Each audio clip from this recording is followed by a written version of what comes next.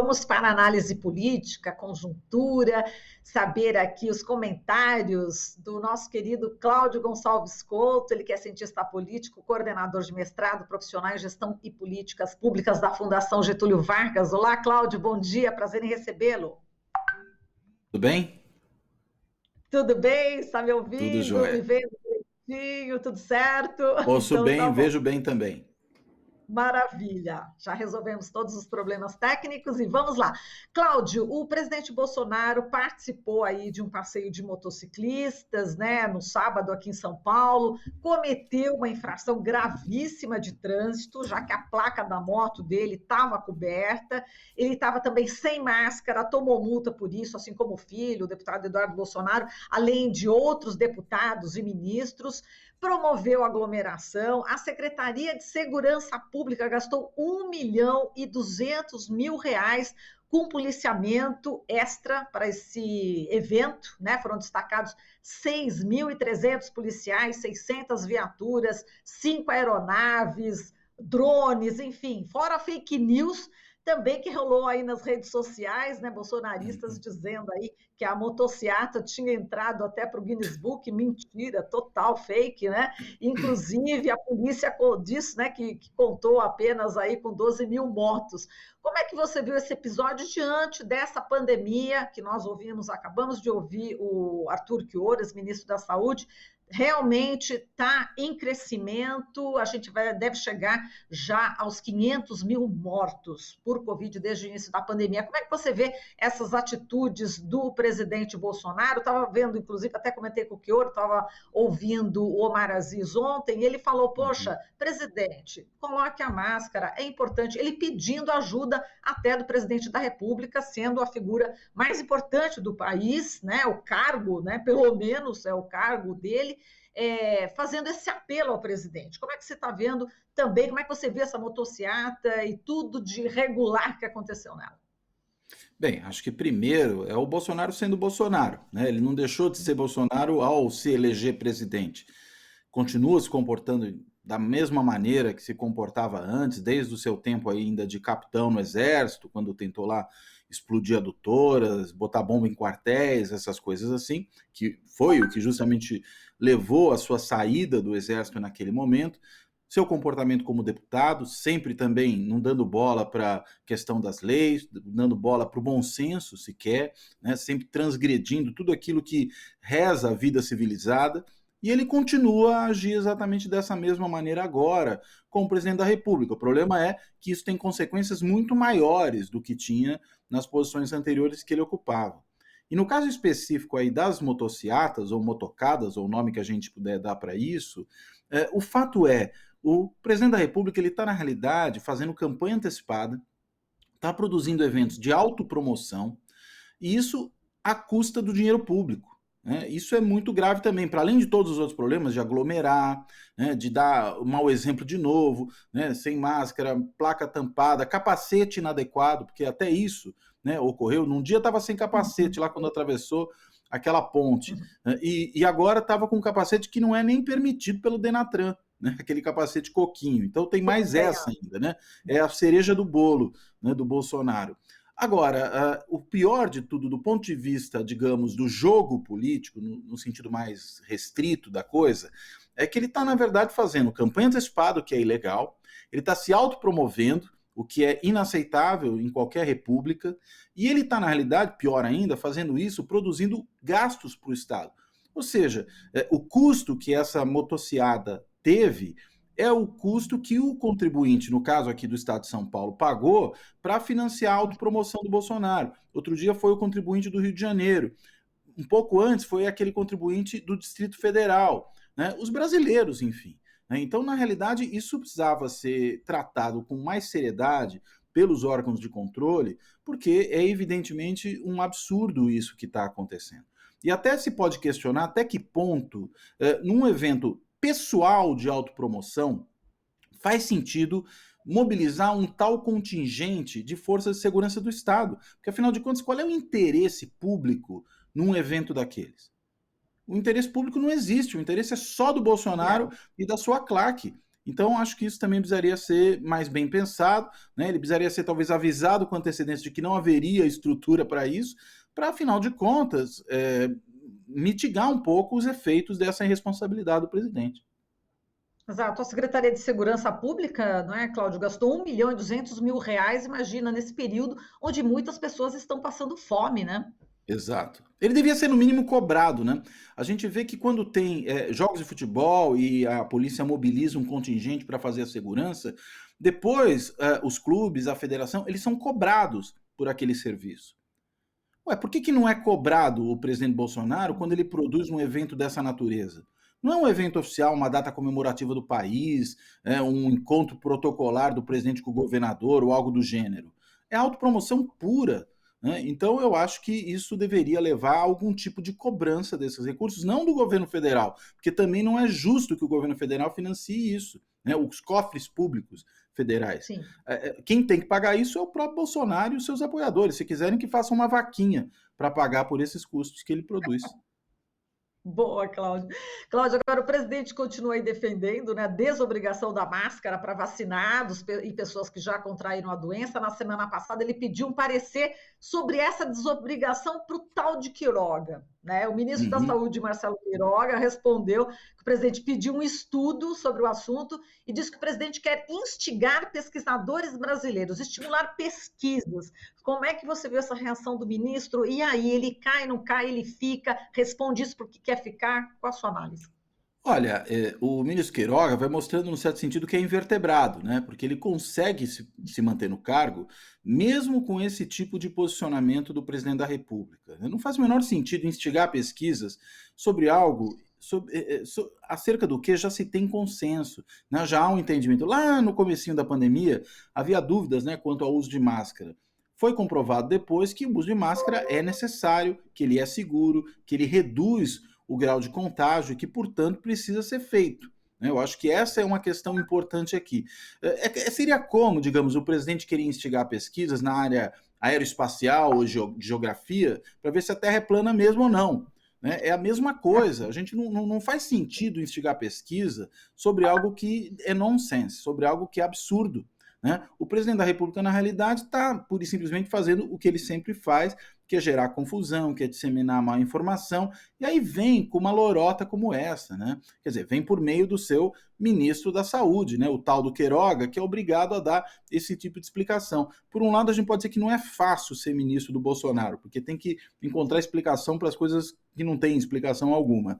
Né? Mas, por outro, tá lá porque quer, né? Se submete a isso, né? Coonesta esse governo. Então, é de se esperar realmente que se comporte dessa maneira. E, aliás, eu falei das pesquisas para a Terra plana, né? É bom lembrar que na motociada aí do final de semana em São Paulo, estava ali presente também o astronauta, né? O nosso ministro da Ciência e Tecnologia, que estava ali prestigiando aquilo sem máscara também, né? Prestigiando aquele evento. Então, é esse o caminho que o governo tem quando se pensa em qualquer questão que se relaciona à ciência. E aquele blogueiro lá de extrema-direita, né, fanático, aquele Alan dos Santos, também propagandeou pelo Twitter esse final de semana que o jogador de futebol lá da Dinamarca teria, ele, é pior de tudo, é a covardia, né? Teria talvez tomado uma vacina e essa vacina teria acarretado problemas. Né? E que isso teria sido dito pelo médico do time dele na Itália. O próprio time veio a público desmentir isso. Nunca aconteceu, ele não tomou vacina nenhuma, não teve contágio. É como dizer que, já que ele é dinamarquês, né, que ele comeu arenque defumado, tomou aquavita e depois teve um piriri, e por isso teve o colapso em campo. Ou seja, não interessa o que ele fez. Ele pode ter assistido televisão, então é por isso que teve o colapso. Ele escovou os dentes com pasta de dente tal, então é por isso que ele... Não faz sentido. Tentam relacionar coisas que não têm relação, inclusive mentindo. Isso é o bolsonarismo, né? O bolsonarismo inventa coisas que não existem. Bom, já que você entrou aí em campo aí com o jogador da Dinamarca, vamos aqui já para a Copa América. Bom, o Brasil 3, Venezuela 0, mais 13 membros da delegação de futebol da Venezuela estão isolados num hotel em Brasília, justamente por testarem positivo para a Covid-19. Né? A informação é da Confederação Sul-Americana de Futebol, Conmebol. Enfim, de fato, eles estavam aí assintomáticos, mas estão com Covid. E a gente ouviu também a notícia de que alguns torcedores foram até perto do estádio, né? E aí, ó, sem testagem, né? Uhum, Então, uhum. como é que você também está vendo essa Copa América forçada, goela abaixo aqui para os brasileiros?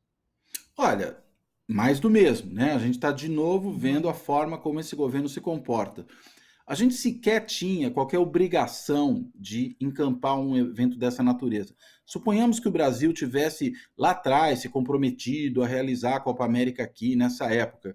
Você podia ter alguma justificativa para manter o evento, né? Porque afinal de contas tem um contrato, né? Tem uma responsabilidade do país, etc. e tal. O que não quer dizer que não seja, às vezes, o caso de mudar de ideia. O Japão adiou por um ano a Olimpíada. Né? E a gente está falando de um país super organizado, né? Um evento muito maior e muito mais importante do que a Copa América, que foi adiado por um ano. Poderia ter sido feito isso, veja, se a gente tivesse contratado. Nem estávamos. O governo viu a casca de banana do outro lado da rua, atravessou para ir pisar nela. Né? Foi isso que ele fez. Ele chamou para si um problema que era um problema completamente desnecessário. E por que faz isso? Por essa mesma lógica de negacionismo. Se não tem nenhuma importância qualquer medida sanitária, não tem importância os cuidados que precisam ser tomados na pandemia, por que vai haver precaução em relação a um evento que traz gente de vários lugares do mundo? E eu digo vários lugares do mundo por quê? Porque os jogadores das seleções não jogam só na América do Sul. Né? Eles jogam também em países europeus, no Oriente Médio, no leste asiático, na América do Norte. Então, quando você traz esses jogadores, o que você está fazendo é circular gente que está em vários lugares do mundo, onde pode haver o desenvolvimento de novas cepas. Né? Você faz o que o vírus circule muito mais, eles vêm para cá, depois eles voltam para os seus lugares de origem.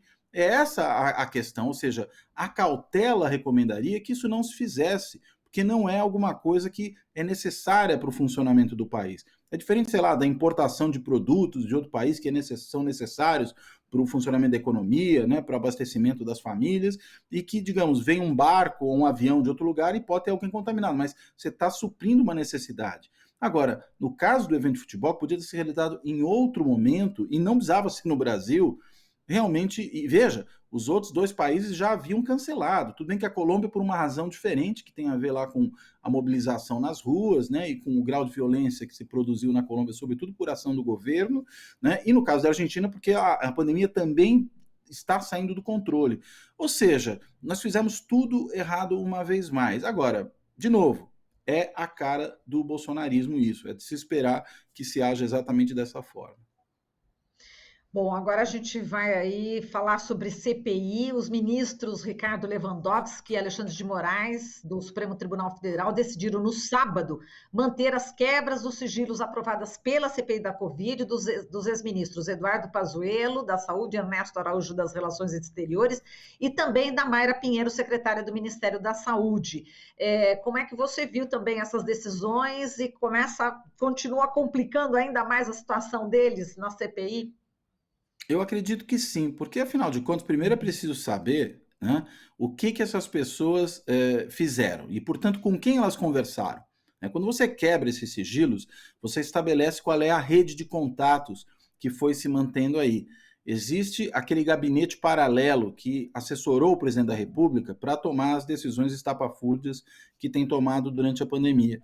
Será que essas pessoas que tiveram agora seu sigilo quebrado, elas também fizeram contato com o gabinete paralelo?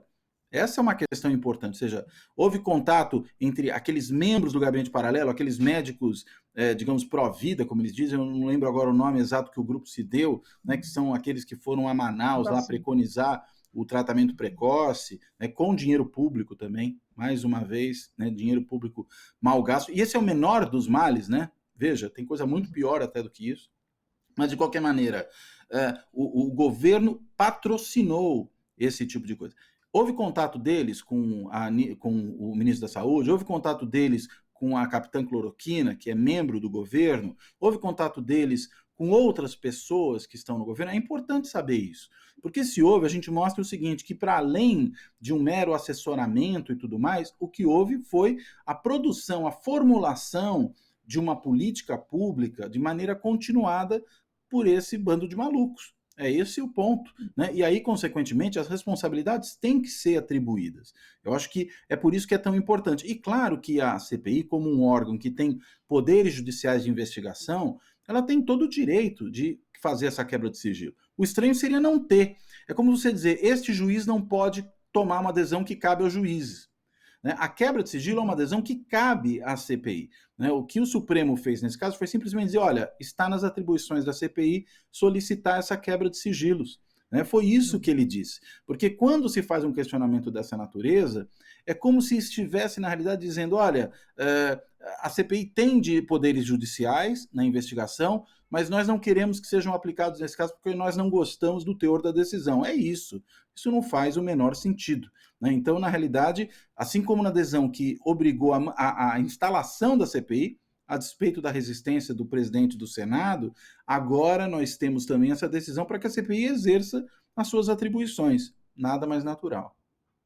Muito bem, ainda de CPI da Covid, porque essa semana tem aí depoimentos assim muito esperados, né? Tem o ex-secretário da Saúde do Amazonas, o Marcelo Campelo, vai falar justamente dessa crise que aconteceu lá em Manaus e algumas cidades do Amazonas, o ex-governador do Rio de Janeiro, Wilson Witzel, e o empresário Carlos Wizard, né? Que inclusive ele pode Uhum. ser chamado aí até prestar depoimento de forma coercitiva, que ele ainda não respondeu ainda à CPI. Como é que você analisa aí a expectativa, né, para a CPI da semana, as pessoas que estarão na CPI, porque já virou realmente um bom hábito a gente acompanhar todos os capítulos dessa CPI, né, Cláudio? Exato, né? Tem gente que comparou já ao BBB, né? Essa CPI. As pessoas ficam ali Melhor a assistindo para CPI, ver o que vai acontecer. A CPI é mais interessante, eu acho. Mas, enfim, muito de mais. qualquer maneira, acho que alguns dos nomes mais chamativos já foram depor, né? O caso do Pazuello, o caso da Capitã Cloroquina, o CEO da Pfizer, né? Todos esses aí já foram depor e tinham depoimentos realmente muito importantes. Agora, como esse Carlos Wieser, por exemplo, é uma das pessoas que desde o começo do governo Bolsonaro é suspeita de estar ali financiando uma série de atos complicados, para dizer o mínimo, desse governo, seja no que se refere ao ataque à democracia, seja agora no que se refere ao ataque à saúde pública. É importante também ter o depoimento dele, mas é importante, eu diria também, rastrear os contatos que ele estabeleceu, o dinheiro que ele pode ter passado para membros aí da claque bolsonarista para empreender ações no sentido de sabotar as medidas sanitárias. Então, eu não sei se o depoimento é o mais importante, precisa ver o que ele vai dizer. De repente, a gente tem uma grande revelação. Mas eu acho que mais importante, talvez, do que o depoimento, é identificar mesmo contatos que ele fez anteriormente e o caminho do dinheiro, né, para ver se, afinal de contas, houve algum tipo de financiamento para atos que vão contra o interesse público e contra a saúde pública, nesse caso. Então, eu acho que talvez mais importante do que essa semana sejam as próximas, quando começarem a sair dados de investigações sobre documentos, né, sobre dados sigilosos de contato telefônico. Eu acho que é daí que talvez venham os elementos mais importantes daqui para diante. Tá, agora, o Witzel deve exatamente tentar aí centralizar fogo no Bolsonaro, né? Ele tem motivos para isso, né? Afinal de contas, levou uma facada nas costas do Bolsonaro. Ele, que era lá um bolsonarista de primeira hora na campanha, se elegeu na onda bolsonarista, subiu com aquele deputado bolsonarista lá, o Pitbull Silveira, né, para quebrar a placa da Marielle, estava ao lado dele naquele momento, né? E de repente, no que o Bolsonaro acha que ele vai ser seu adversário, o joga aos leões, né? O abandona, que é uma coisa que o Bolsonaro faz com vários dos seus antigos aliados, né? É aliado até o momento que, por alguma razão, ele resolve destruir aquela pessoa, aquele antigo aliado. E a mesma coisa aconteceu com o Witzel. Né? Então, eu acredito que ele tem pelo menos motivos para falar muito. A questão é que o Witzel também tenta se proteger, né? Ele tenta evitar dar informações que possam lhe comprometer. E aí eu acho que talvez ele seja um pouco mais cauteloso nesse depoimento para evitar, ao mesmo tempo que ele tenta incriminar o presidente, se incriminar também. Né? Ele já tem, digamos, problemas suficientes para eventualmente ter uma postura mais cautelosa desse depoimento. Então, mas vamos ver, né? Às vezes o indivíduo percebeu que a sua vaca já foi para o brejo e aí, consequentemente, pode perceber que é o caso, sim, de dar evidências dos problemas que o governo federal tem. Né? vejamos, vamos ver o que acontece. Eu não sou tão, assim, digamos, otimista com relação a grandes revelações virem do depoimento do Witzel. Tomara que eu me surpreenda, né? Tomara que venham, sim, revelações importantes que contribuam para o avanço da CPI, mas eu acho que ele tende a jogar na defesa. Perfeito. A gente repercutiu com você também uma denúncia, né, que a TV Globo aí conseguiu, através de documentos entregues à CPI da Covid, que mostram que em agosto de 2020 a Pfizer se comprometeu a reembolsar o Brasil por qualquer pagamento antecipado, caso não conseguisse cumprir com o contrato de fornecimento de 30 milhões de doses de vacina contra a Covid-19. Portanto, é uma informação, enfim, que desmonta o argumento também até agora apresentado pelo governo federal. Não é isso, Cláudio? Exato, né? Aquele velho lema, né, dos vendedores, satisfação garantida ou seu dinheiro de volta, né? De alguma forma foi isso que a Pfizer colocou, ou seja, ela tornava o risco para o país inexistente desse ponto de vista, o que mostra que não havia realmente motivo algum para o país não adquirir vacinas naquele momento, né? Teria salvo muitas vidas, teria antecipado o retorno da atividade econômica de maneira mais forte, evitando a quebradeira de empresas, evitando a perda de empregos, né? Tudo isso teria sido muito importante naquele momento. Mas, de novo, né, se a gente vê um governo que hoje, né, coloca em dúvida as vacinas, né, o Bolsonaro outro dia estava dizendo que a vacina era tão experimental quanto a cloroquina. Veja que absurdo. Né? Se hoje ele ainda é capaz de fazer isso, imagine ano passado, né? Quando, enfim, tinha ainda mais convicção, entre aspas, de que isso realmente era verdadeiro. Daí, esse tipo de situação, né? Essa situação em que o governo simplesmente deu de ombros para as necessidades do país, não adquiriu, matou gente em função disso, e tenta agora se esquivar da responsabilidade. Olha, nós temos aí todas as evidências de que houve o cometimento, mais do que um crime de responsabilidade corriqueiro para um presidente da República, houve o cometimento de um crime contra a humanidade. Né? O Bolsonaro e os seus assessores, se não para dizer seus asseclas, devem ser levados aos tribunais internacionais que julgam crimes contra a humanidade. Acho que um dos grandes pontos dessa CPI é produzir um relatório que dê substância a esse julgamento no futuro, né? Porque é impossível não considerar que houve um crime contra a humanidade no Brasil e que aqueles que são responsáveis por ele sejam devidamente julgados em função disso. Agora, vamos falar do Centrão, Cláudio. Está querendo aí mais cargos, tem parlamentares aí pressionando por cargos, no caso, chefe da Casa Civil, né? O general da Reserva, Luiz Eduardo Ramos, estão querendo o cargo dele. Parece que também querem o Ministério do Meio Ambiente, do Turismo. Como é que você vê também essa negociação, ou negociata, não sei, Cláudio, em relação ao Centrão? Um governo como esse, que é um governo que está acuado, né, que tem uma CPI que, enfim, tem um vasto material para poder incriminar o governo nas mãos, né, vai produzir mais material daqui para frente, né, que tem uma popularidade cadente, a economia patinando, né, ainda que a gente veja aí, até pelo caso do boom de commodities, né, do novo boom de commodities, uma certa retomada econômica que pode dar algum refresco para o governo no ano que vem, mas nesse momento é uma situação muito ruim, ainda com uma taxa de desemprego altíssima, com uma renda reduzida em relação àquilo que foi no passado recente. Ou seja, há uma série de motivos para o governo se preocupar. E aí o que acontece? O preço do Centrão sobe, né? Porque o Centrão vira ali um esteio para o governo, uma tábua de salvação, e, consequentemente, vende esse apoio, ou melhor dizendo, aluga esse apoio, né? A velha história, Centrão ninguém compra, só aluga, né? Aluga esse apoio a um custo cada vez mais alto. E é isso que está acontecendo agora.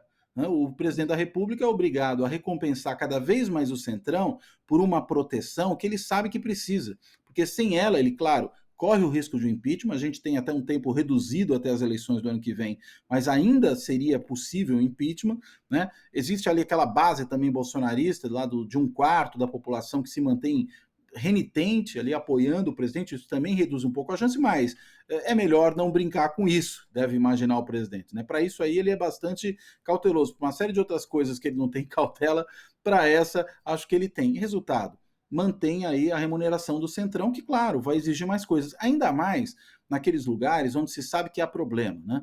Se o Salles é uma fonte clara de problemas para o governo, tanto do ponto de vista legal como do ponto de vista das relações internacionais, é claro que mirar no Salles e requerer esse ministério é alguma coisa esperada do Centrão. Também áreas do governo como aquelas que articulam a política e articulam a administração, Casa Civil, mais um lugar onde o Centrão tem motivos para querer estar. Então, consequentemente, ele vai ser pressionado, mesmo ele, o Bolsonaro, para ceder cada vez mais ao Centrão. É assim que o Centrão realmente funciona. E num governo deslocado como esse, os motivos e as condições para que o Centrão pressione são cada vez maiores, né? Não é difícil tirar muito de um governo tão dependente desse tipo de sustentação como é o caso do governo Bolsonaro, que não tem rumo, não tem projeto, não tem nada que possa lhe dar sustentação em outras frentes. Perfeito, Cláudio. Olha, eu agradeço demais aqui a sua presença. Até o próximo dia. Um grande abraço para você e boa semana. Obrigado, boa semana para vocês todos aí, boa semana para os ouvintes. Obrigada. Falamos aqui com o Cláudio Couto, cientista político, coordenador de mestrado, profissional em gestão e políticas públicas da Fundação Getúlio Vargas. Você está ouvindo Jornal Brasil Atual. As notícias que os outros não dão.